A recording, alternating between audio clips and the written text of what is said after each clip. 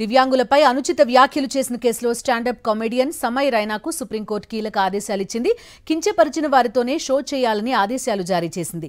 దివ్యాంగులు ముఖ్యంగా కండరాల బలహీనతతో బాధపడుతున్న వారితో కలిసి నెలకు 2 చారిటీ ఈవెంట్లు నిర్వహించాలని సమయ్ టీంకి స్పష్టం చేసింది. ఈ షోల ద్వారా వచ్చే ఫండ్స్ ను ఎస్ఎంఏ బాధితులకు అందించాలని ఆదేశాల్లో పేర్కొంది. ఓ కామెడీ షోలో దివ్యాంగులను కించపరిచేలా సమయ్ రైనా, అతని టీం సభ్యులు వేసిన జోక్స్ అప్పట్లో తీవ్ర వివాదాస్పదమయ్యాయి. క్యూర్ ఎస్ఎంఏ ఇండియా ఫౌండేషన్ దీనిపై సుప్రీంకోర్టులో పిటిషన్ దాఖలు చేసింది. దీనిపై విచారణ చేపట్టిన సీజేఐ ధర్మాసనం చారిటీ ఈవెంట్లు నిర్వహించాలని, స్ఫూర్తిదాయకమైన దివ్యాంగుల కథలు సమాజానికి తెలిసేలా ప్రచారం చేయాలని ఆర్డర్ ఇచ్చింది.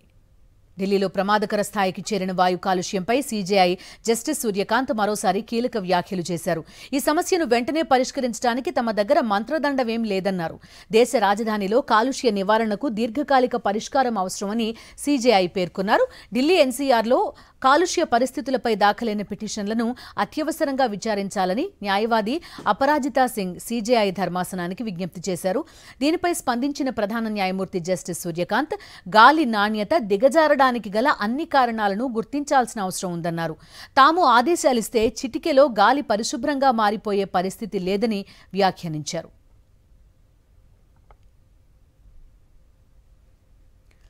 కాంగ్రెస్ సోషల్ మీడియాపై బీజేపీ ఎంపీ సంబిత్ పాత్ర సంచలన ఆరోపణలు చేశారు. కాంగ్రెస్తో పాటు ఆ పార్టీకి చెందిన పలువురు నేతల ఎక్స్ ఖాతాలను విదేశాల నుంచి నిర్వహిస్తున్నారన్నారు. విదేశీ ఇన్ఫ్లుయెన్సర్ల ద్వారా భారత ప్రజలను ప్రభావితం చేయడానికి కాంగ్రెస్ ప్రయత్నిస్తోందని విమర్శించారు. రాహుల్ గాంధీ మనుషులకు భారత్లో ఎలాంటి సంబంధం లేదన్నారు.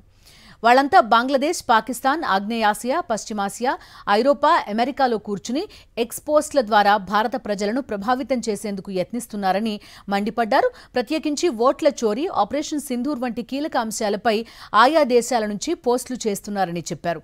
కాంగ్రెస్ సీనియర్ నేత పవన్ ఖేడా ఎక్స్ ఖాతా అమెరికా లొకేషన్ ని చూపిస్తుంటే Himachal Pradesh Congress X account Thailand location చూపిస్తోందని సంబిత్ పాత్ర పేర్కొన్నారు.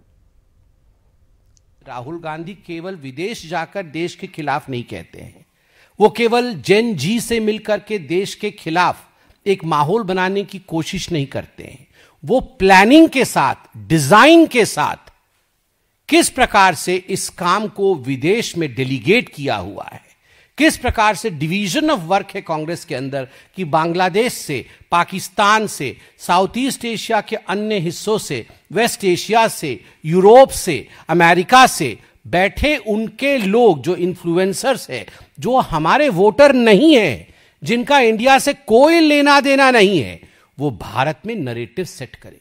బంగ్లాదేశ్ మాజీ ప్రధాని షేక్ హసీనాను కేసులు వెంటాడుతున్నాయి.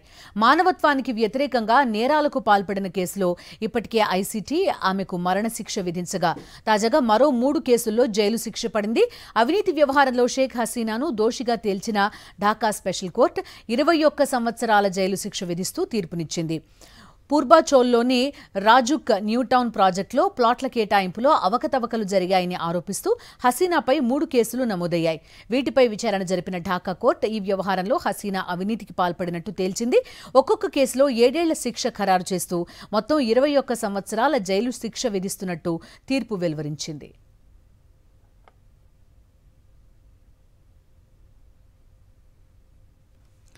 ఆన్లైన్ కంటెంట్ నియంత్రణపై సుప్రీంకోర్టు కీలక వ్యాఖ్యలు చేసింది. ఈ కంటెంట్పై ఎవరో ఒకరు బాధ్యత తీసుకోవాలని అభిప్రాయపడింది. వ్యక్తులు సొంతంగా ఛానళ్లు ప్రారంభించి ఆ తర్వాత బాధ్యతారాహిత్యంగా ఉండడం వింతగా ఉందని ప్రధాన న్యాయమూర్తి జస్టిస్ సూర్యకాంత్ అన్నారు. యూట్యూబర్ రణ్వీర్ అల్హాబాదియా కేసు విచారణ సందర్భంగా సీజేఐ ఈ వ్యాఖ్యలు చేశారు.